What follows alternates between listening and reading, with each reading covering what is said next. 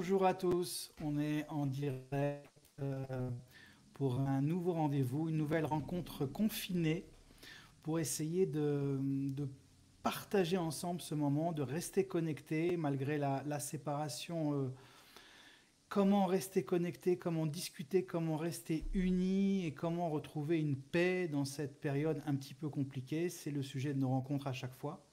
Et aujourd'hui, on a l'honneur d'accueillir Armel Six. Salut Armel. Salut Alain, bonjour tout le monde. Ravi Merci d'être là. d'avoir merci d'avoir accepté l'invitation et Avec d'être grand avec plaisir. nous. Les gens arrivent tout doucement, ça fait plaisir d'avoir tout le monde. On Mhm. essaiera de prendre des commentaires, des questions. N'hésitez pas à poser vos questions Bien pendant qu'on sûr. discute avec Armel. Armel, comment vas-tu dans Bah, ce écoute, confinement inédit? et moi j'adore, je vais très bien. Je vais très bien et j'adore parce que ça ne change pas grand-chose de ma vie habituelle en fait. Hormis le fait que je voyage beaucoup, c'est la seule chose que ça change. Mais quand je suis chez moi, je bouge rarement en fait. Donc j'ai pas l'impression moi d'être enfermée ou d'être confinée ou quoi que ce soit. Sauf que je peux plus prendre l'avion. Et finalement, c'est une très bonne chose aussi. Ça m'apprend à rester chez moi davantage, à ne plus voyager autant. Et donc, ça m'a permis voilà, de rencontrer plein de choses que je ne rencontre pas quand je bouge tout le temps. Donc, j'ai une gratitude immense pour ce confinement et ce que ça me permet de découvrir, d'approfondir, de rencontrer. Et puis aussi pour les merveilleuses choses qui se passent dans ma vie grâce à tout ça. Et, euh, et voilà, oui, je vais très bien. Moi, j'ai eu que envie de proposer tout ce que je pouvais en ligne de gratuit durant ces semaines. Et puis voilà, j'ai eu tous mes événements qui ont été annulés, évidemment. Donc j'ai proposé des retraites en ligne. On a eu une au d'avril. La prochaine est ce week-end-ci, en fait, vendredi, samedi, dimanche. J'en propose une autre. Et voilà, c'est très chouette aussi. C'est une autre façon d'être ensemble. Et finalement, ce qu'on voit, c'est que la distance, enfin, voilà, la distance et le temps, tout ça, c'est un peu illusoire. Donc, être ensemble, quand on passe au-delà du fait qu'on n'a pas ce contact physique, ben, on peut déjà être ensemble dans cet instant, chez soi, seul. Et comment est-ce qu'on peut justement découvrir au travers de ce manque de liberté extérieure, une liberté intérieure encore plus profonde. Moi, je trouve que c'est ça qui est magique Mhm. et magnifique. C'est une possibilité véritablement qui nous est offerte et je crois que c'est une grande invitation aussi pour tous ceux qui veulent plus de conscience dans leur vie. Et puis aussi, c'est comment est-ce que je peux ne pas me sentir seule quand je suis seule physiquement et comment je peux me relier à ce que je suis, à ce qui est plus grand que tout pour découvrir finalement qu'il n'y a pas de véritable solitude quand je suis connectée à ce qui est plus grand, quand je suis connectée à ce que je suis en essence, je suis finalement connectée à tout et je ne suis jamais seule. Et alors, il y a une façon d'être en solitude avec soi et qui est juste un pur délice. Donc voilà, pour moi, c'est un peu tout ça, ce confinement. C'est une grande joie aussi de partager parce que bah, finalement, moi, je suis moins seule que d'habitude. Donc voilà, c'est plein de chouettes choses. Bon, bah écoute, tu as parlé de tout, je crois qu'on a terminé. Tu as abordé tous les, tous les sujets. Merci à tous d'être venus. Euh, C'était une grande joie d'être avec toi, mais moi alors, aussi, avec c'était un vous. plaisir Merci et beaucoup. je vous dis à très bientôt. On a fait 3 minutes 50. C'est bien. Euh, Avant d'aborder justement ce fameux sujet de l'opportunité du confinement Mm, pour certains, euh, je voulais savoir un petit peu comment justement tu parlais du gratuit. On fait tous, il y a un élan comme ça pendant cette mm, période, d'abord de se connecter avec les réseaux sociaux qui d'un seul coup ont une pertinence qu'ils n'avaient peut-être pas avant, ouais. et, euh, et un partage et et des conférences et des webinaires et des week-ends gratuits. Il y a un élan comme ça de solidarité, de générosité Ouais. qu'il n'y avait peut-être pas avant. Oui, ben, en tout cas pas dans cette ampleur-là. Moi, je vois que j'ai toujours aimé faire ça, j'ai toujours aimé faire des conférences comme ça à certains moments. Après, dans cette ampleur-là, non, certainement pas. Et pour moi, c'est paru une évidence. Donc oui, je vois ça énormément aussi chez d'autres amis qui proposent certaines choses. Oui, en effet, il y a beaucoup d'offres je crois aussi, enfin moi ce que je vois, hein, c'est que, et c'est comme ça que je le vis aussi, c'est qu'avec la conscience vient la responsabilité. Donc à partir du moment où on a conscience de certaines choses, finalement, on a une responsabilité de partager ça dans le monde et d'amener cette eau de conscience dans le monde. Et donc, pour moi, ben, ça me paraît évident que vivant ce que je vis, ben, en tout cas, voilà, c'est naturel, c'est normal, ça émane de moi, ça jaillit naturellement. J'ai envie de partager, j'ai envie d'inviter les gens qui éventuellement vivent des difficultés à découvrir une autre façon de vivre ces moments-là, à pouvoir en faire un moment finalement où ils peuvent grandir, se découvrir et peut-être même revenir à quelque chose de plus essentiel et découvrir que peut-être leur vie n'est pas exactement celle qu'ils avaient envie Mhm. et qu'il est possible de la changer en fait, il est possible de tout changer. Mm. Alors, avant de parler un petit peu justement de comment tirer profit de ce confinement, il y a un mot qui revient depuis le début, enfin, c'est surtout au début du confinement, je trouve qu'on en parle moins maintenant, mais c'est cette notion de peur Mm. qui s'est imposée dans le débat et dans la vie des gens au départ, avec cette peur de l'inconnu, cette peur de la mort, cette peur de la maladie, cette peur du virus tout simplement, Mhm. et puis cette peur de ne pas savoir ce qu'il va y avoir demain. Et je sais que c'est un sujet qui te tient à cœur parce que tu as longtemps partagé des conférences et des webinaires là-dessus. Comment tu vois ça, toi? Comment dépasser cette peur, quelles que soient les conditions du confinement des uns et des autres? Mhm. Ouais. Il y a juste une chose qui me revient par rapport à ta question précédente, c'est aussi la générosité, c'est notre vraie nature. Notre vraie Mhm. nature, c'est le don. Et donc, quelque part, c'est tout à fait naturel aussi que qu'on soit invité à un ralentissement, voire même un arrêt pour certains. Ce que ça crée, c'est que, bam, c'est comme si dans un instant, le temps et l'espace s'arrêtent puisqu'on ne pouvait même plus sortir et on n'avait plus de futur. Donc, ce que ça fait, c'est que ça nous met dans un moment qui est beaucoup plus présent. Et donc, on a une plus grande capacité et facilité à entrer en contact avec notre vraie nature, même si on ne sait pas ce que c'est, même pour des gens qui ne savent pas, ça les a ralentis et ça les a mis davantage dans le moment présent. Et je pense que c'est ça aussi qui fait qu'il y a des élans de générosité et des énormes partages qui viennent. C'est que subitement, on a du temps pour faire les choses qui sont essentielles pour nous et pour Mhm. laisser notre nature s'exprimer en premier, en fait. Oui, Donc ça, c'était pour clôturer. Non, non, oui, oui, non, mais t'as raison d'enchaîner là-dessus avant que je reprenne la question. Mais c'est vrai que justement, ce que je dis toujours, on vit en ce moment l'illustration d'une très belle métaphore Ouais. de l'absence de futur. C'est-à-dire qu'on a vraiment une inconnue complète sur ce qui va se passer. Et Mm, ça mm. nous oblige à vivre dans l'instant présent. Ça, on en a parlé plusieurs fois. Et ça, c'est une chance C'est extraordinaire. magique. Tout C'est à fait, magnifique. parce que c'est là où sont créés tous les possibles. Tous les possibles existent ici et maintenant. On peut aller vers le pire dans cet instant comme on peut aller vers le meilleur. Et donc, chaque décision qu'on prend, nous, en tant qu'individus, isolés, semblablement isolés, à chaque instant, va déterminer la direction vers laquelle notre société va aller. Donc, tu parlais de la peur et tu parlais de comment justement ne pas rentrer dedans. Je pense que ne pas rentrer dans la peur dans un moment comme celui-ci est essentiel, véritablement. Alors, comment y faire face si elle vient? Ça, c'est aussi toute une Mhm. question. Donc, je vais peut-être commencer d'abord l'importance de Oui, ne pas alors sur la rentrer dans la peur, peur. juste avant que tu répondes complètement sur la peur, d'ailleurs, je crois que en petite parenthèse technique, j'ai modifié quelques réglages du son, on m'a dit qu'il y avait un problème de son. J'espère D'accord. que ça va bien, merci de confirmer, ça devrait être beaucoup mieux là. Euh, Avant d'enchaîner sur la peur, je recite une citation que tu as publiée il y a quelques jours, Mhm. euh, qui est cette citation d'Osho. Mhm. Euh, Comment vous sauver de cette peur? Parce qu'il est très facile d'éviter les virus, mais il est très difficile d'éviter la peur qui est présente en vous et dans le monde.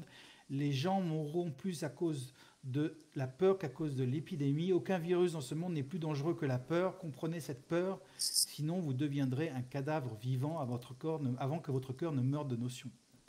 C'est très très fort et c'est un peu ça qu'on vit. Mhm. Oui, tout à fait. Je pense que la peur nous bouffe de l'intérieur, en fait. Et ce qui se passe avec la peur, c'est que ça nous obsède. Et dans cette obsession, nos pensées sont toutes alignées vers une seule et même direction. Donc, c'est soit la peur d'être malade, la peur de mourir, dans ce cas-ci, en tout cas. Et qu'est-ce qui se passe? C'est que toute notre attention va aller à cet endroit-là. Et qu'est-ce qu'on sait de la puissance de l'attention ou de l'intention? C'est que là où on met notre énergie, il va, là où on met notre attention, l'énergie va. Donc, ce que ça veut dire, c'est plus on a peur d'aller d'avoir la maladie ou d'aller vers la mort, et plus quelque part, on va engendrer en nous une condition qui va permettre ça.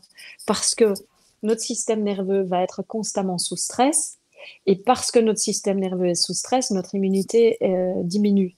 Donc, dans ce cas-ci, aller vers la peur, ben, c'est véritablement la pire chose, la pire chose qui soit. Mais si on part même d'un point de vue plus, j'ai envie de dire spirituel, rencontrer la peur, c'est se rencontrer soi. Tandis que nourrir la peur, c'est constamment vivre à l'extérieur de soi, c'est ne pas se connaître et c'est rentrer en permanence dans un schéma répétitif du passé. Parce que d'où vient la peur? La peur vient du passé. Dans Ou l'instant, d'une projection future.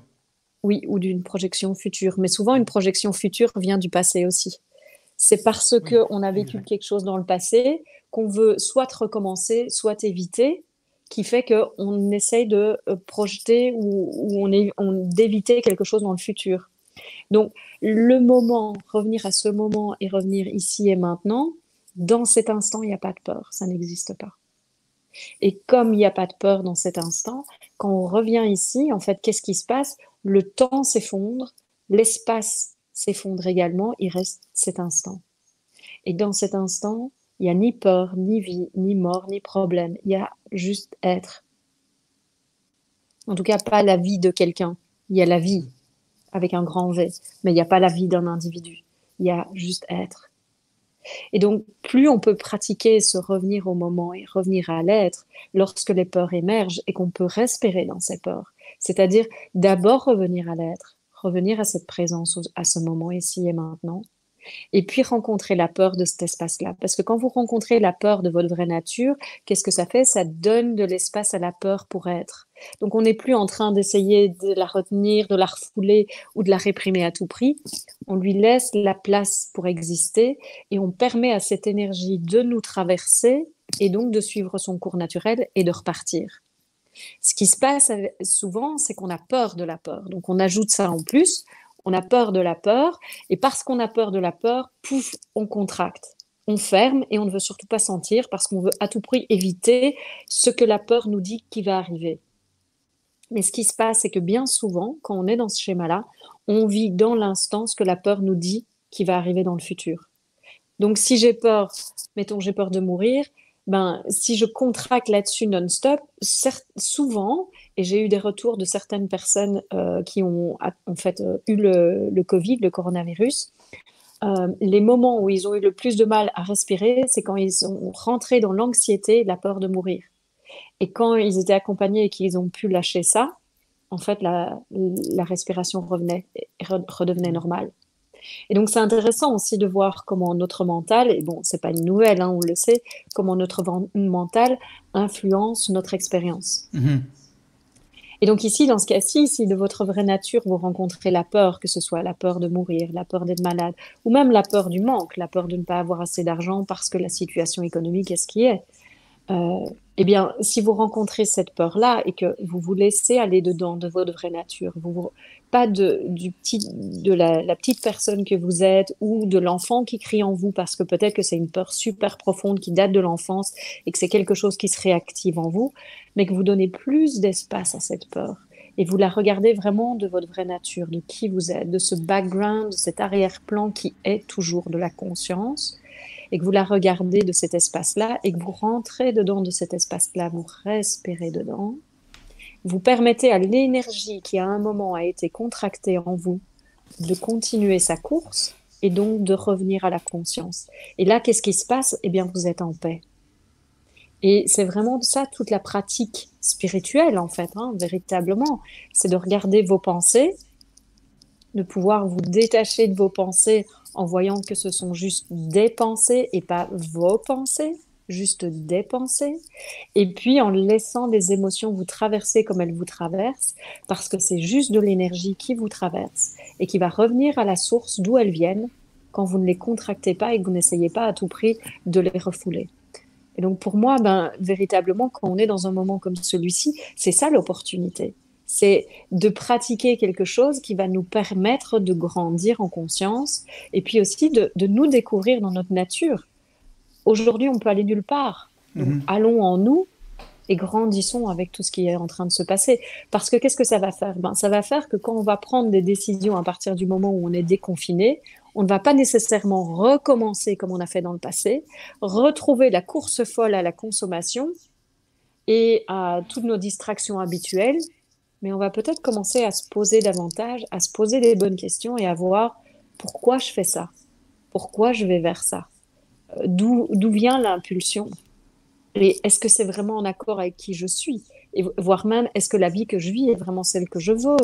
Et donc pour moi, tout ce temps-ci, c'est un véritable moment pour réfléchir profondément à ce qu'on veut dans notre vie et qu'est-ce qu'on veut comme société, parce que Mhm. Mhm. On va en parler. Euh, Juste une petite pause technique, Armel. Il y a oui, toujours un petit problème de son et on se demande si ça vient pas de ton micro qui frotte sur ton chemisier. ah, c'est possible, Il y a un je petit peux bruit faire de ça. clochette comme ça. Vous allez nous dire si c'est mieux Est-ce que d'ici c'est mieux quelques comme ça? secondes. J'ai l'impression que ça frotte moins là sur le chemisier. Ok, Denis, c'est mieux? Ça m'a l'air de moins frotter. Il y a un petit bruit de clochette ou je sais pas si tu as... Voilà, super, on me dit que c'est mieux, ok, apparemment. génial. Bon, génial. Ou alors tu peux même l'enlever si tu veux l'oreillette et on fait un test sans rien. Euh, écoute, je sais Voilà. pas, là, Ouais, si ça tu va veux comme qu'on ça, a... moi Ouais, mais ouais, tu je vois, peux la tenir je comme veux ça. pas que tu sois en train de tenir pendant tout Ça ce va. temps-là. Bah, vous êtes en c'est les aléas du direct, comme on dit. Ouais, c'est Euh, ça, tout à fait. je reviens. Si tu as envie de le débrancher, on peut tester. On entendra bien sur ton téléphone comme ça, direct aussi. Euh, je rebondis juste un petit peu sur ce que tu as dit parce que cette notion de trouver un espace de conscience qui regarde ses peurs, qui regarde ses traumatismes, des fois je me dis que ça suffit pas. Des fois je me dis que il y a des traumatismes qui se réactivent, qui sont tellement ancrés, moi j'appelle ça des nœuds, qui viennent de l'enfance, du passé, de l'éducation, voire même de vie antérieure, voire même de famille. Euh, des fois, je me dis que ça suffit pas de regarder ça et de refaire circuler l'énergie et de replonger dessus. Comment c'est quoi ton approche là-dessus? Toi, je sais que tu as des approches corporelles, pratiques Mm. là, sur ces sujets. Ouais, tout à fait. Moi, j'enseigne Movement of Life, donc qui était avant appelé la danse du mouvement de la vie. J'ai changé le nom. Oui. Et donc, c'est une invitation à se mettre à l'écoute du mouvement naturel de la vie en nous. Donc, voilà, par exemple, si vous vivez un événement répétitif qui vous revient à l'esprit, c'est de vous dire, bah, OK, je vais mettre de la musique et je vais me faire une playlist et je vais danser cette colère, par exemple, ou je vais danser cette peur, ou je vais danser cette croyance que je ne suis pas assez, ou que je ne suis pas digne. Et je vais mettre 5, 6, 7, 10 chansons en fonction de ce que vous avez envie. Et puis je vais me déposer et je vais laisser venir le mouvement. Et c'est incroyable ce qui se passe parce qu'en fait, c'est la même chose. C'est que dans le fait de remettre le corps en mouvement, ce qui se passe, c'est que là où c'était contracté, ça va se libérer. Donc, ça permet vraiment à l'émotionnel d'aller se libérer directement dans le corps. Donc, ça permet un grand réalignement. Et puis, ça permet aussi au corps de retrouver beaucoup plus de fluidité. Et quand on libère le corps, on libère aussi l'esprit. Comme inversement, quand on libère l'esprit, eh bien, petit à petit, ça s'intègre aussi dans le corps. Et donc, oui, par exemple, ça, c'est une pratique. Et parfois, je conseille aussi à certaines personnes d'aller faire de l'EMDR ou d'aller faire une autre pratique que moi, j'aime beaucoup. C'est somatic experiencing, mais c'est très proche. C'est très proche de ce que je vous dis, en fait. Mhm. Parce que moi, ce à quoi j'invite les gens, c'est véritablement de rester avec l'énergie de ce qui est présent dans le corps et la laisser bouger et la suivre et essayer d'être le plus présent possible à l'énergie. Et finalement, le somatic experiencing, c'est ça. C'est aussi une technique en présence. C'est pas beaucoup, c'est pas vraiment guidé. Et c'est aussi de rester avec l'énergie présente et de suivre ce qui se passe. Donc, Mhm. euh, je pense que pour certaines personnes, ça va aussi être important d'avoir un retour de parole aussi, une compréhension plus intellectuelle de ce qui se passe aussi. Moi, je vois dans mes propres processus, quand j'ai des réalisations à propos de certaines choses, ça me permet de comprendre, ah, c'est pour ça que ce mécanisme-là est en place dans ma vie. OK. Et quand il y a une compréhension qui se fait, je vois qu'il y a toujours plus d'espace qui se fait également pour que ça lâche dans le corps. Donc, c'est pour ça que moi, dans mes retraites ou formations, je parle quand même pas mal aux gens. Je ne suis pas que dans le silence et la présence à écouter, parce que je crois que quand on permet une clarification intellectuelle également, eh bien, ça permet au mental de se déposer. Et quand le mental se dépose, il donne plus d'espace justement pour que la guérison, la libération puisse se faire. Et donc, ça me semble assez essentiel aussi de ne pas dire que le mental n'est pas quelque chose de mauvais. En fait, il a aussi besoin d'être nourri. Et quand on le nourrit, ça permet justement d'avoir plus d'espace pour pouvoir vivre quelque chose de plus profond, une reconnexion ou une libération.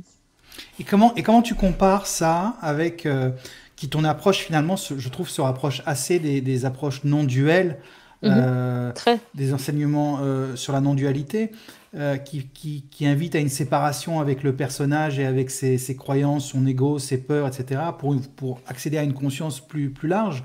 Tout à fait. Et comment tu compares ça avec les thérapies traditionnelles, comme la psychanalyse, comme d'autres approches qui passent plus par le mot, par le vocabulaire, par le dialogue? Ben, je ne compare pas. Je ne compare pas, Enfin, sans mais comparer, mais comment oui. tu regardes ça? Ben, ce que je vois, c'est que moi, j'ai quand même, peut-être dû à mon histoire aussi, mais j'ai quand même pas mal de gens qui viennent avec des belles, lourdes histoires dans leur Mhm. vie, qui ont fait pas mal de chemins spirituels aussi, qui ont aussi pas mal de concepts spirituels qui les empêchent d'être qui ils sont. Et donc, ils viennent vers moi un peu justement dans cette phase, plus j'ai envie de dire, d'intégration de leur souffrance et de leur vraie nature. Et, euh, et mon approche, ben oui, elle est non duelle et en même temps, elle est tout à fait dans la vie quotidienne et dans le corps. Et donc, elle inclut absolument tout. Et, euh, et par rapport aux thérapies que les gens ont pu faire, ce que je vois, c'est que la plupart des gens viennent chez moi avec 10, 15, 20 ans de thérapie derrière eux et Mhm. finalement toujours le même mal-être à l'intérieur.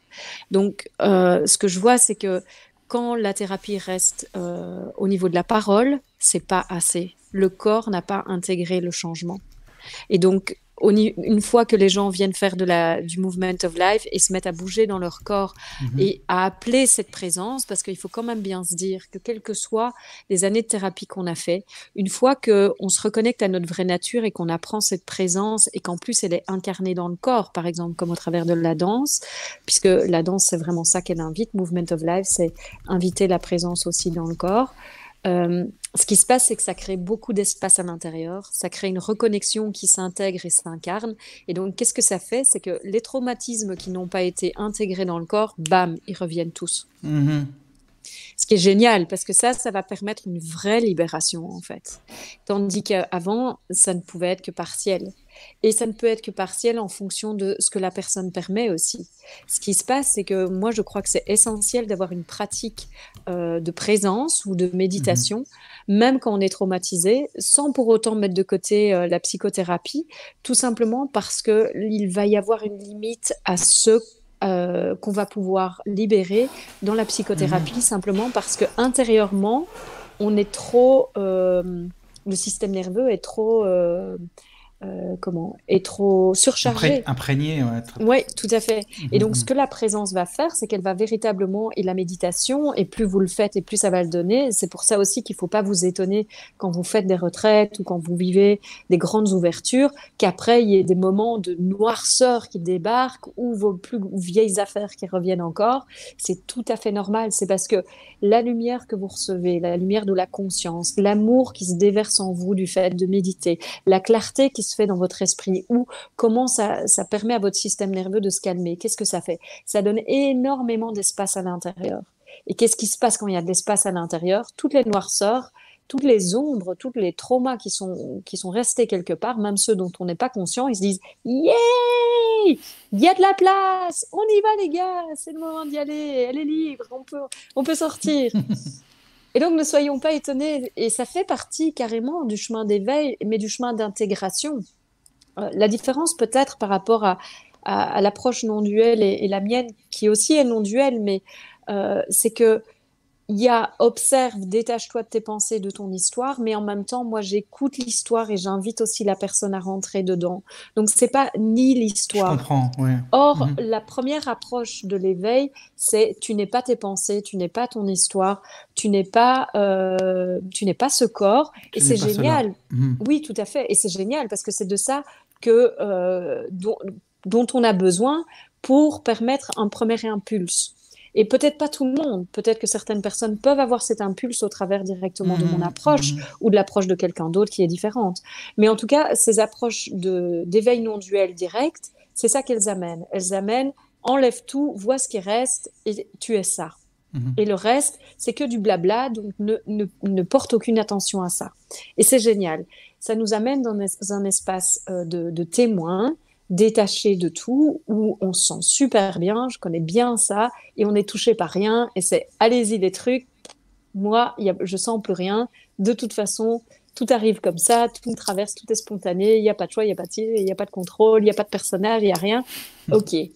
Et à un endroit, c'est tout à fait vrai. À ce moment-là, c'est tout à fait vrai. Mais ça ne s'arrête pas là. Et le chemin ne s'arrête pas là, en fait. Et Mhm. ça, c'est quelque chose qui n'est pas toujours très clair.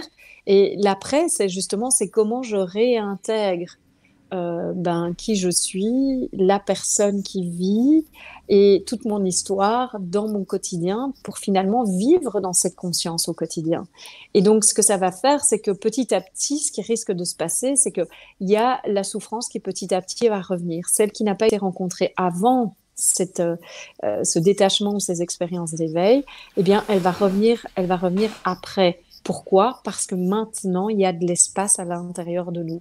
Et donc, ne freinez pas quand ça vient. Ne vous dites pas non, il faut à tout prix que je m'accroche à l'impersonnel. Pas du tout, en fait. C'est le moment d'utiliser ce que vous avez vécu, votre connaissance, et d'intégrer ça dans tous les espaces de votre vie et de votre histoire où justement ces espaces-là, ces endroits-là de vie n'ont pas été traversés par la conscience.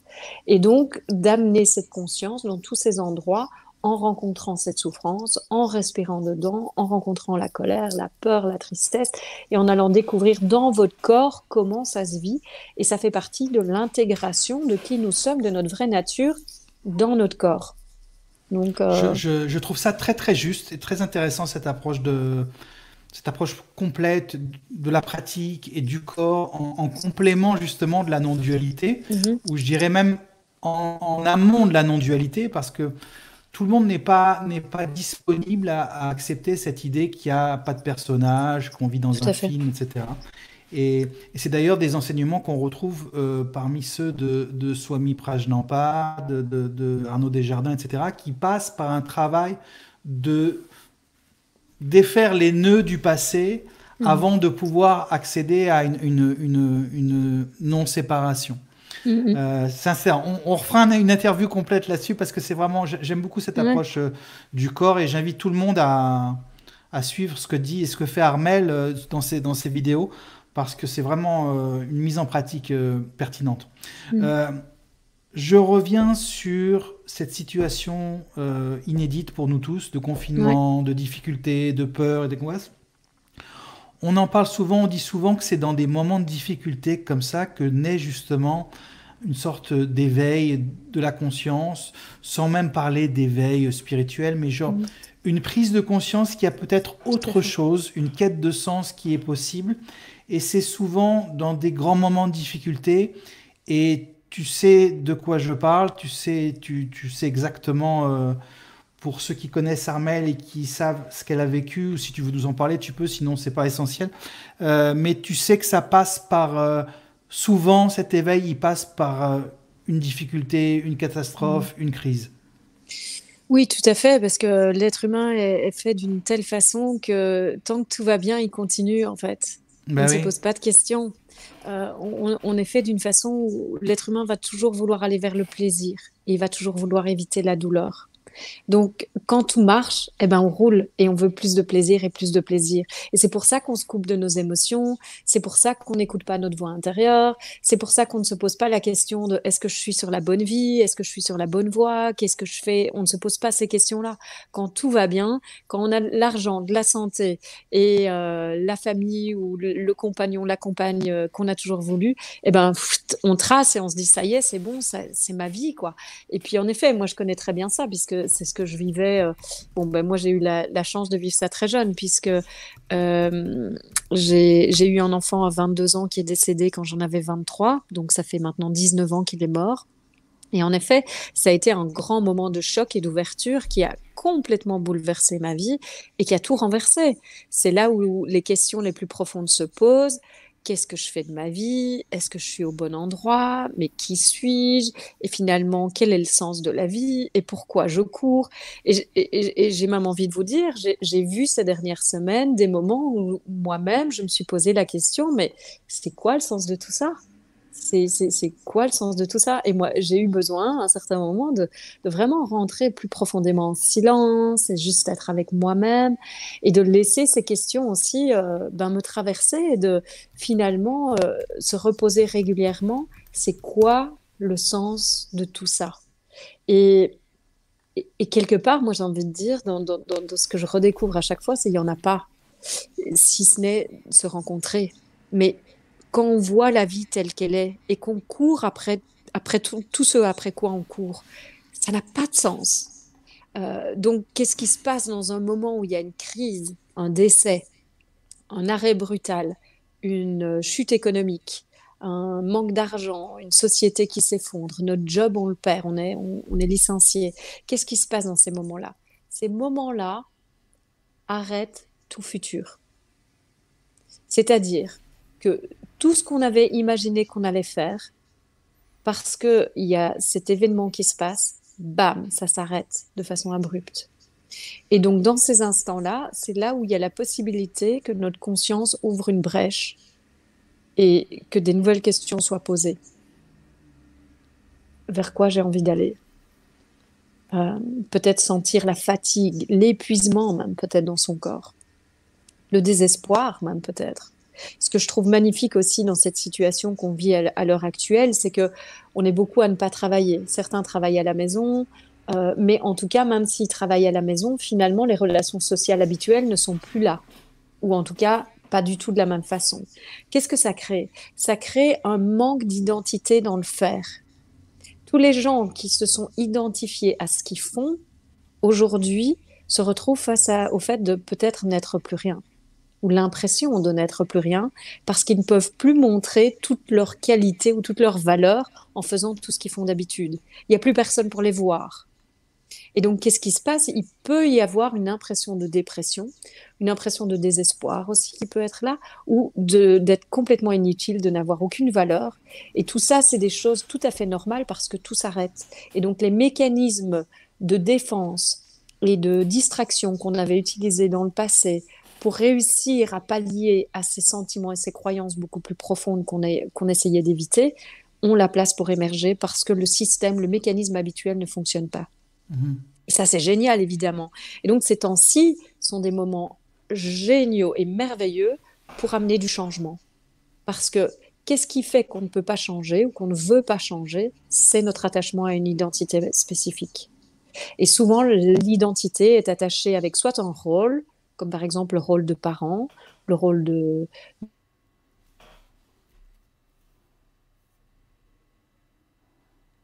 Ah, on a perdu. de mère. Non, c'est bon. Est-ce que tu es là, Alain? Je suis désolée. Ouais, on Allô? a perdu ta connexion, je crois. Alain? Je t'entends le son, mais j'ai plus l'image. Ok. Est-ce que tu veux recommencer? Euh, Est-ce que tu m'entends? Ouais, je t'entends, mais j'ai Ok. plus d'image. Ah, c'est vrai? On va régler Moi, ça. Ouais, ça s'est bloqué là pour l'image. C'est pas grave. Là, on a perdu complètement ton image. Si tu veux te reconnecter, Ah oui, euh, j'y suis toujours, moi. c'est marrant, on n'a plus d'image. Attends. On va, on s'amuse, hein, c'est en direct. Je vais Tu m'entends? l'éteindre. Oui, et la rallumer. Voilà, C'est bon? ça devrait être. Ouais, non. Mais on a un réalisateur, Denis Fabien Corlin, qui va régler tout ça, qui est à la technique et qui maîtrise les aléas du direct. Euh, je continue. On en Donc, était donc, où? donc, ce que je disais, c'était que ce qui fait qu'en général, on n'arrive pas à changer, c'est qu'on est identité. Et cette identité nous empêche d'aller vers autre chose, parce que si on va vers autre chose, on ne sait plus qui on sera. On est attaché à une façon d'être dans la vie, à un faire, à une action, à un rôle qu'on joue. Et si on sort de ce rôle, on ne sait Armel, pas qui on est. je te coupe une seconde parce qu'on t'a Oui. perdu à l'image, on t'a perdu à l'écran complètement. Si Ah tu peux bon? complètement te déconnecter, te reconnecter, même si on perd une minute, c'est pas grave. Ok, donc je quitte et je reviens? Tu quittes et tu reviens, tu rappuies sur le Ok, lien que je t'ai donné. C'est ça mieux. marche. On essaye. Alors, on a perdu Armel, mais on a déjà parlé de beaucoup de choses passionnantes. Et on va essayer de la retrouver. On la laisse se reconnecter avec nous. J'espère que vous allez tous bien. J'en profite pour vous donner des informations. Tout d'abord, vous pouvez laisser des commentaires. Euh, Poser vos questions. Il y a Denis Fabien à la réalisation qui les prend et qui est en direct. Et que Armel est revenu. Et ça, c'est la bonne Oui. nouvelle. Voilà, voilà, voilà. Merci. Avec plaisir. Merci à Denis aussi qui surveille, et qui est vigilant et qui nous indique ce qu'il faut faire au fur et à mesure. Alors, je te laisse continuer. Euh, on était sur quoi? Sur l'identité. Sur l'identité, oui, la Oui. souffrance vient quand on reste absolument attaché à une identité. Oui, la souffrance, mais aussi le fait de ne pas réussir à changer. Si on ne veut pas changer, on parle souvent de c'est la peur de l'inconnu. Ben, c'est pas nécessairement ça, en fait. Le Mhm. fait qu'on ne veut pas changer ou qu'on n'arrive pas à changer, c'est qu'on est attaché à son identité. On a développé, pour pallier à certaines croyances et à certains manques ou certaines hontes qu'on vit en soi, on a développé une identité. Par exemple, je suis un PDG, je suis une femme d'affaires, je suis une enseignante, je suis un prof de yoga, etc., etc. Et cetera. Et si on a développé ça pour prouver sa valeur et qu'on s'est identifié à ça, eh bien, par exemple, si mon envie aujourd'hui, c'est de tout lâcher et d'aller faire de la permaculture dans la campagne, ben, je ne vais pas y arriver parce que qui je suis si je ne suis plus la personne que j'ai montrée jusqu'à présent. Mhm. Et donc, ça peut prendre énormément de temps pour y arriver, voire peut-être on ne le fera peut-être jamais parce que on ne sait pas, on n'aura plus la même reconnaissance, on n'aura plus l'impression d'avoir la même valeur si on a mis sa valeur dans l'identité ou dans ce qu'on fait. Et je pense que c'est vraiment important de comprendre ça parce qu'on est dans un moment où je pense que ça nous invite à changer. Ce moment d'arrêt, ce moment de ralentissement, de pause et de crise économique qui se vit mondialement nous invite à un changement profond. On ne peut plus continuer à donner notre pouvoir aux politiques et à croire qu'ils vont faire quelque chose pour nous. C'est un moment où on doit reconnaître notre propre pouvoir intérieur et commencer à vivre selon nos valeurs et à vivre la vie qui nous appelle véritablement, au lieu d'essayer de constamment, finalement, se conformer à quelque chose que la société veut. Et donc aujourd'hui, je crois que c'est essentiel plus que jamais de comprendre ce qui fait qu'on n'arrive pas à aller vers le changement. Alors, on va parler après, on parlera un petit peu de l'après, mais le temps passe, donc j'essaie d'enchaîner sur les Oui, questions, mais tu dis des vas-y, choses vas-y. tellement passionnantes et riches qu'on a envie de rebondir et d'approfondir. Euh, On est sans cesse en train, dans les conversations qu'on a, de parler de l'opportunité extraordinaire qu'on a de vivre ce confinement comme un retour vers soi, une sorte de retraite forcée qui pourrait être presque spirituelle, qui l'est, enfin évidemment. Mais... Et puis on a une pensée aussi pour tous ceux qui vivent pas ça de cette façon-là. D'abord matériellement, qui sont dans des conditions de confinement compliquées, qui sont nombreux, qui n'ont pas cette possibilité forcément Bien sûr. naturelle ou immédiate de voir ça comme un grand arrêt, une grande pause spirituelle. Et, euh, et je pense aussi à tous ceux qui vivent des relations difficiles, que ce soit en couple ou avec les enfants, et puis il y a tous ces enfants qui sont déscolarisés aussi, qu'il faut gérer. Et je sais que je pense à ton livre que tu avais écrit sur l'éducation et je rebondis là-dessus, j'enchaîne sur Bien sûr. sur ton approche de l'éducation qui est aussi spécifique et intéressante. Tu as écrit un livre qui s'appelle Les enfants d'aujourd'hui sont les parents de demain. Mhm. Et voilà, quel est le conseil que tu as envie de donner à tous ces gens qui vivent un relationnel compliqué dans ce temps de confinement et qui n'ont pas forcément cette opportunité dont on parle nous tous? Mhm. Vaste Ben, sujet, hein. oui, oui, tout à fait. Mais je crois que c'est une opportunité aujourd'hui de, de nous rencontrer les uns les autres aussi dans les familles. Plutôt que de continuer à agir, justement, si les relations sont difficiles, c'est peut-être l'occasion de mettre les choses sur la table, c'est-à-dire de pouvoir communiquer peut-être de la façon dont on ne l'a jamais fait. Alors peut-être qu'il y a des séparations qui vont se passer. En effet, je pense qu'il doit y avoir des parents ou des enfants qui vivent des moments difficiles, c'est évident. Je crois qu'il y a probablement même des couples qui vont éclater parce que Mhm. quand on se voit 4 heures par jour ou 3 heures par jour, c'est génial, mais quand on se voit 12 heures par jour pendant 6 semaines ou 8 semaines, est-ce que ça va marcher de la même façon finalement?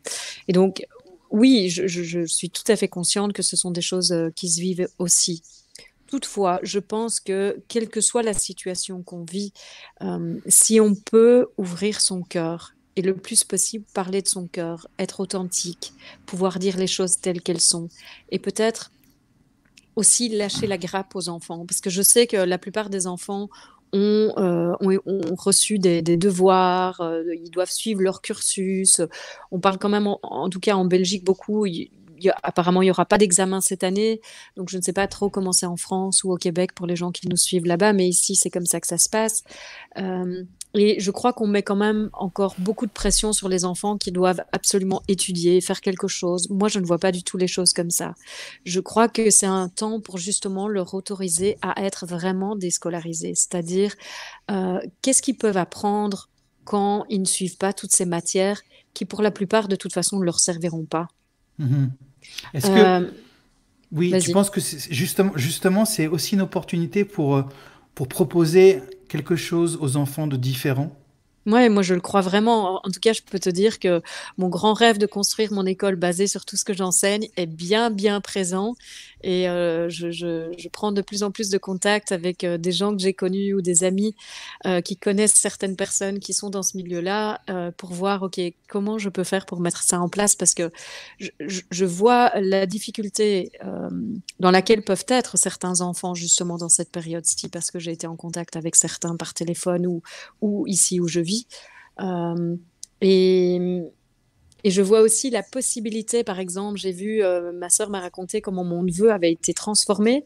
Le fait qu'il n'aille plus à l'école et qu'il n'ait plus ses profs, il se met à travailler alors qu'il ne travaille absolument jamais. Il faut toujours le pousser, c'est Mhm. dur et tout. Et là, il est chez lui, il peut faire à son rythme, il peut faire à son aise. Et lui, du coup, il travaille. Et je me dis, mais c'est le monde à l'envers, quoi. Donc, ce que je vois, moi, c'est que ça nous montre aussi combien notre système éducatif ne fonctionne pas, quoi. Ça n'a aucun sens. Ça a peut-être du sens pour certains enfants, comme ce que j'aimerais développer, ça a du sens pour certains enfants et ça ne fonctionnerait pas pour tous. Mais je crois qu'il faudrait vraiment élargir et comprendre que notre monde a évolué, les enfants ont changé, et donc c'est important d'avant tout de les rencontrer tels qu'ils sont et de voir où ils en sont et qu'est-ce qu'ils demandent. Certains enfants demandent une structure, demandent d'être pris en charge, demandent qu'on les pousse. Et du coup, ben, ça vaut le coup de le faire, évidemment. Mais certains autres demandent à être libres. Et en fait, comme de toute façon, on a tous une sagesse en nous qui naît avec nous, de toute façon, il suffit d'arroser la graine par votre pleine présence pour que finalement votre enfant grandisse et qu'il devienne qui il est. Souvent, ce qui est difficile pour le parent et ce qui fait que ça crée des conflits et ça confronte le parent, c'est que en fait, on veut que l'enfant devienne qui on a décidé qu'il doit être, au lieu de le laisser devenir qui il est et qui lui a envie d'être. On se trouve que c'est pas assez bien, il ne gagnera pas sa vie, il n'aura pas un chouette boulot, il n'aura Il pas va pas l'argent qu'il veut, ta, réussir. ta, ta. Oui, exactement. Alors, qu'est-ce qu'on en sait et comment on peut connaître le meilleur chemin pour eux? Et je trouve que c'est quelque part très Mhm. prétentieux de notre part, nous adultes et parents, de croire qu'on va savoir quel est le meilleur chemin pour eux.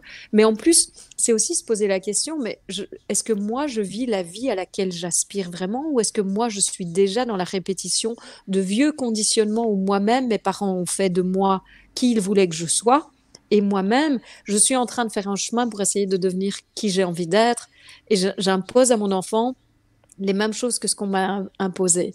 Donc, c'est tout un questionnement qui peut être, et je crois que dans les difficultés relationnelles qui se passent dans ce que nous traversons aujourd'hui, que ce soit en couple ou que ce soit entre amis même, ou que ce soit avec les enfants, je crois que c'est qu'on est face à soi-même. Parce que toutes les relations ont quelque chose d'absolument magnifique, c'est qu'elles sont miroirs de nous-mêmes. Donc elles vont tout le temps nous ramener à ce qui n'est pas guéri en nous, à toutes ces parts de l'enfant blessé en nous. Donc les parents qui s'énervent, les enfants qui n'en peuvent plus. Mais les enfants qui n'en peuvent plus, ils n'en peuvent plus parce que souvent leurs parents essayent de les contrôler au lieu de les laisser être qui ils sont. Donc ils réagissent. Et les parents souvent essayent de contrôler parce qu'ils veulent que leurs enfants soient d'une certaine façon. Et donc Mhm. c'est inévitable. Si toi on essaye de te contrôler, tu vas pas. Même moi, quand on essaye de me contrôler, je peux pas laisser faire. En fait, c'est pas juste. Énergétiquement, c'est pas juste. En fait, il faut qu'on voit quand même qu'on vit dans un monde énergétique. Donc, qu'est-ce qui se passe quand quelqu'un essaye de vous contrôler? Vous allez dans la direction opposée. C'est juste normal. Si je pousse, si on était l'un à côté de l'autre, Alain, et que je te pousse, tu vas résister pour essayer de ne pas tomber. C'est ce que fait l'enfant quand le parent essaye de contrôler. On essaye de le pousser dans une certaine direction, et lui, il pousse de l'autre côté parce qu'il dit, mais moi, c'est pas par là que j'ai envie d'aller, Mhm. c'est quoi cette affaire? Et donc, on voit des conflits qui se créent simplement parce qu'on ne comprend pas comment fonctionne la vie, en fait, l'univers, le monde. Hein. On ne voit pas qu'en fait, il y a une trame énergétique derrière tout ce qui se passe, mais en plus aussi, on oublie de voir ce qui se passe chez nous et on essaie de faire en sorte de changer l'autre en permanence. Et Mhm. c'est ça qui crée les conflits.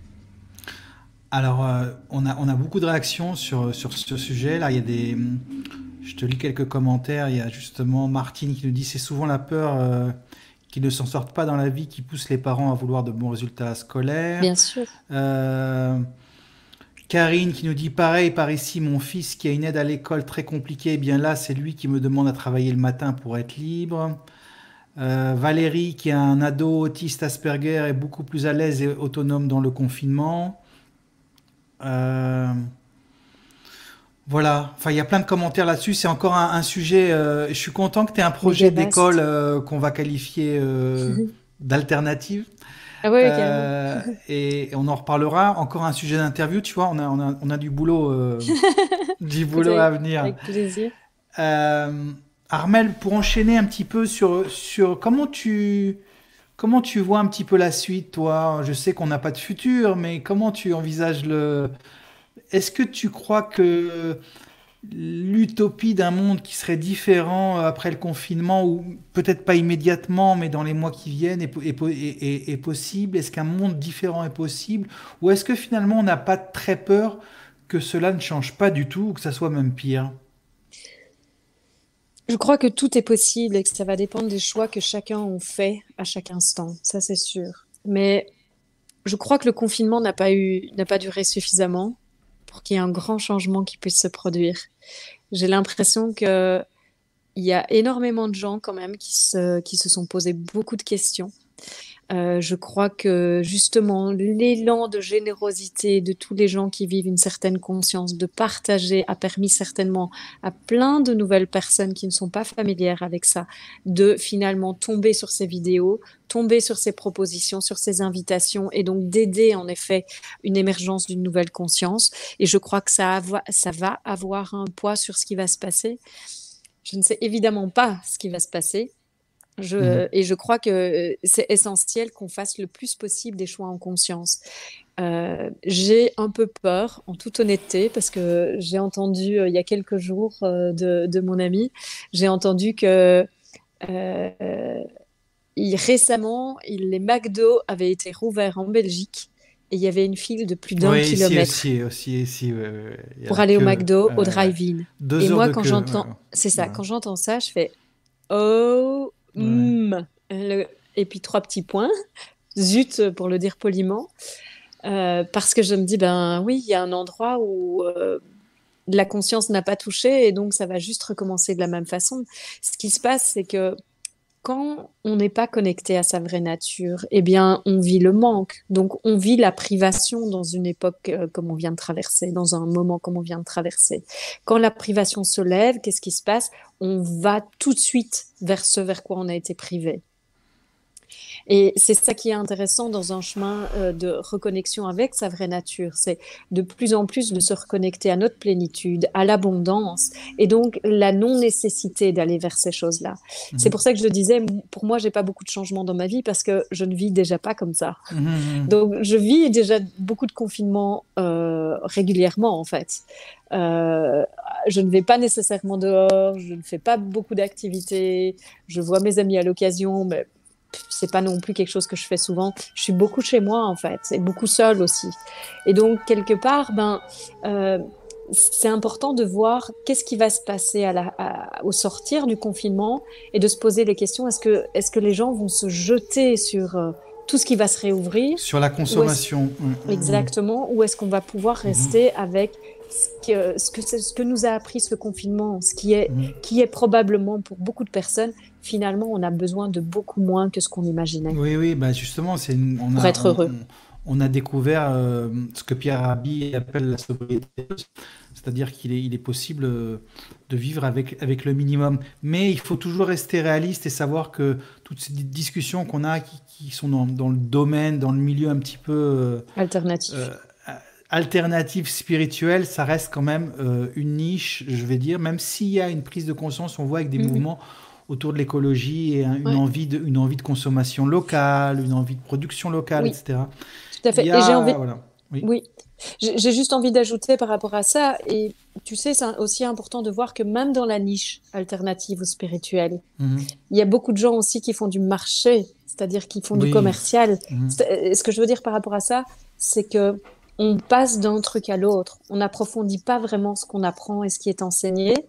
On va faire son marché, donc on va chez un enseignant, et puis chez un autre, et puis chez un autre, et puis chez un autre, et puis chez un autre, et puis chez un autre, et puis chez un autre. Et on fait le marché, et on va partout, partout, partout, partout, mais on ne va pas en profondeur, là où on pourrait vraiment aller pour avoir une expérience qui change. Et donc, même dans ce milieu-ci, on peut parler énormément, mais ne jamais Mhm. véritablement changer et passer à l'action vers ce qu'on a envie de vivre.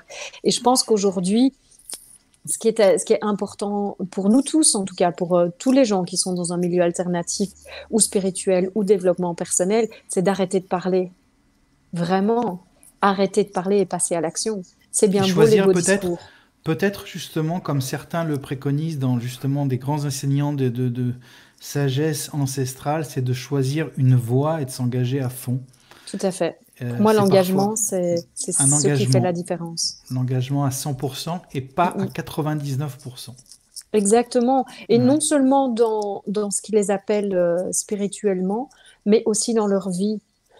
Si vous avez un appel pour retourner dans la nature, commencer la permaculture, trouver un jardin, proposer des choses, passez à l'action, appelez vos amis, appelez les gens que vous connaissez, mettez-vous en marche, quoi. Ça ne va pas tomber de nulle part. Si l'impulsion vous est venue durant ce confinement, aujourd'hui, il est temps de passer à l'action. C'est pas moi, je parle beaucoup d'écoute de soi, mais l'écoute de soi, c'est pas rester dans son divan et attendre que la vie, à un moment, hop, il y a le corps qui se lève tout seul, quoi. C'est pas ça. Mhm. C'est que vous êtes nourri et vous êtes inspiré à chaque instant. Et l'étape suivante, c'est de le mettre en mots et de le mettre en musique. Je ne sais pas quand ça va se faire. Il est possible, enfin, je voyais ça tout à l'heure et je sentais ça tout à l'heure. Je me disais, tiens, j'ai l'impression qu'en fait, probablement que les gens vont retourner vers ce qu'ils connaissent dans un premier temps. Mhm. Et il va y avoir une comparaison. À un moment, il est possible qu'il y ait un goût de trop peu par rapport à la plénitude et au bien-être qu'ils aient pu goûter dans ce moment de confinement. Parce que j'ai quand même rencontré peu de personnes qui étaient dans la peur et énormément qui étaient dans la joie. Alors évidemment, je fais ce que je fais. Du coup, peut-être que j'attire ces personnes-là aussi. Mais j'en ai pas entendu dans mon entourage, dans les gens que j'ai rencontrés durant tout ce confinement qui ont suivi les activités que j'ai données. Ils étaient beaucoup plus dans la joie et la joie de se poser, de s'arrêter. Et je pense que même pour des gens qui ne vivaient pas ça, qui ont juste des vies à 100 à l'heure, ils étaient heureux de passer du temps avec leurs femmes, avec leurs maris, avec leurs Mhm. enfants, enfin pouvoir prendre du temps avec eux, enfin pouvoir vraiment les rencontrer et même de les rencontrer différemment. Je pense qu'il y a des nouvelles conversations qui sont nées. Je crois qu'il y a des nouveaux petits rituels qui sont nés. Moi, je voyais par exemple les voisins ici. J'ai remarqué hier soir qu'en fait, ils sortent régulièrement le soir en famille, faire une petite balade avec le chien. Je me suis dit, tiens, c'est génial, quoi. Alors, je ne sais pas s'il le faisait avant, mais en tout cas, j'ai vu que c'était quelque chose qui s'était développé. Et je vois qu'il y a quand même pas mal de choses comme ça qui s'est passé aussi dans les familles. Et donc, j'ai espoir, parce que je crois que c'est la seule chose qu'on puisse dire aujourd'hui, j'ai espoir qu'il va y avoir une comparaison à un moment, qu'il va y avoir peut-être une reprise de la vie telle qu'elle était auparavant, parce que l'être humain est fait comme ça et que ça va recommencer. Peut-être pas d'emblée parce qu'il y a encore la peur qui est présente et j'ai envie de dire merci à la peur parce que ça va permettre justement que les gens continuent à rester centrés sur eux, authentiques et puis aussi qu'ils écoutent quelque chose de plus profond en eux et, et que peut-être ce contraste de reprendre la vie et les distractions va sembler vide. C'est mon espoir que Mhm. peut-être ils vont reprendre les mêmes choses qu'avant et qu'à un endroit, ça va sembler moins profond qu'avant, moins remplissant qu'avant. C'est ça, moins remplissant.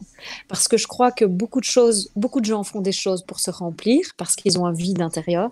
Ce vide intérieur, c'est le manque de soi, le manque de se rencontrer, le manque de véritable signification dans sa vie, véritable sens à sa vie. Et donc, j'ai l'espoir profond que si les gens retournent vers ce qu'ils connaissaient avant, ça semble beaucoup plus vide et moins profond qu'avant. Et par cela, qu'il y ait une comparaison qui se fasse entre le moment de confinement où il y avait du lien, il y avait de l'authenticité, il y avait quelque chose de profond parce qu'ils étaient présents beaucoup plus, même s'ils ne connaissent pas la présence. Et donc, qu'on puisse à ce moment-là engendrer un basculement. Et puis, il y a ceux qui sont déjà prêts et qui mettent déjà des choses en place et qui vont continuer ce mouvement et qui vont aussi entraîner l'énergie vers quelque chose de nouveau. Et j'espère véritablement que simplement, dû au fait de la crise économique, on ne va pas renourrir les vieux schémas qui vont renourrir les grandes entreprises et tout ce qui fait, et l'industrie alimentaire et l'industrie Oui, qui ça va être dirige notre compliqué quand monde, en même. fait. Oui, Ben, je pense que ça va être compliqué de changer ça tout de suite, je crois. oui, c'est sûr, à mon avis, ça va Parce prendre que des va mois, quand même va quand si même pas y des avoir un années. désir parce qu'on rentre dans une grande dette et dans une grande récession, donc il va y avoir un désir de rattraper justement cette dette et de travailler davantage et de produire davantage et Mhm. au détriment, par exemple, de l'écologie. Ça peut être inquiétant. Il va y avoir une envie de production décuplée dans les grands pays, dans les grandes puissances. Donc, Oui, et c'est là où je pense que c'est important que le peuple ait son mot à dire et que justement on voit chacun d'entre nous. S'il y a bien une chose que j'ai envie de dire à chacun, c'est vous avez tous le pouvoir en vous de faire quelque chose de différent. Et on a tous le pouvoir en se mettant ensemble de dire on veut une autre société. On veut une autre façon de fonctionner. On ne veut plus continuer à nourrir ces grands industriels ou à nourrir la peur. Aujourd'hui, on a traversé la peur de la mort. C'est la peur la plus profonde qui soit. On a fait face à ça du fait d'être confiné. Et on est en vie. Peut-être qu'on est même encore plus en vie qu'avant. Donc aujourd'hui, reprenons ce pouvoir, arrêtons de le donner à l'extérieur de nous et voyons qu'est-ce qui jaillit en moi quand je suis face à ça et qu'est-ce que mhm. j'ai envie de mettre au monde aujourd'hui parce que j'ai la capacité, chacun d'entre nous. On n'a peut-être pas toutes les compétences, mais on est nombreux et en se mettant ensemble, on peut s'allier justement pour trouver d'autres façons de fonctionner. Et on n'est pas obligé de retourner vers le vieux système, dans un premier temps certainement, mais en tout cas avec la conscience qu'un autre système est possible. Et s'il y a un changement qui viendra, il viendra de la base, donc il viendra du peuple, il viendra de nous qui désirons un changement et qui créons une autre façon de vivre ensemble. Bah, c'est une belle conclusion, Armel. Bah écoute, merci. Merci beaucoup, Alain. On pourrait parler des heures et je suis sûr qu'on va le refaire et qu'on aura l'occasion de le faire sur Internet ou en physique en France ou en France plutôt qu'en Avec, Belgique. avec grand plaisir. Euh, on en reparlera. Je te remercie beaucoup, beaucoup, beaucoup, beaucoup d'avoir accepté l'invitation, d'avoir partagé tout ça. C'est très, très riche, très, très Mm. profond et ça demande un approfondissement. Merci à tous ceux qui ont participé. Il y a eu beaucoup de monde, il y a eu beaucoup de commentaires. On n'a pas pu répondre à tout le monde, mais on le fera après. Et si tu as le temps, Armel aussi, si tu as envie de répondre aux gens avec Ok, plaisir. David. On remercie aussi Denis Fabien Corlin qui a fait la réalisation. Merci. Et puis, pour tous ceux qui posent la question régulièrement, la vidéo est en replay et reste sur la page dans la minute qui suit Super. la fin de ce live. Je vous remercie tous. Je vous invite aussi à suivre le programme. Il y a des belles rencontres qui arrivent encore. Et puis, Armel, merci, merci beaucoup. C'est très beau. Avec grand plaisir. Merci beaucoup, Alain, de ton invitation et puis de ce partage, de toutes ces questions. Et merci à tout le monde aussi pour votre présence. Je vous souhaite de bons moments. De bons moments et le meilleur est à venir. Oui, tout à fait, c'est clair. C'est clair. À bientôt À à bientôt. tous. Bye.